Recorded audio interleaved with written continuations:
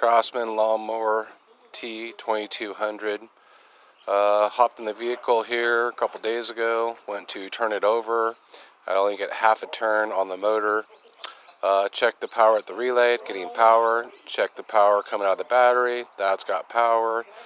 Replaced the starter because I had a spare one, that's not it. So when you turn the key, the motor only turns half a turn and stops. So I looked around and someone told me that I need to pull the motor out, so went ahead and yarded it out.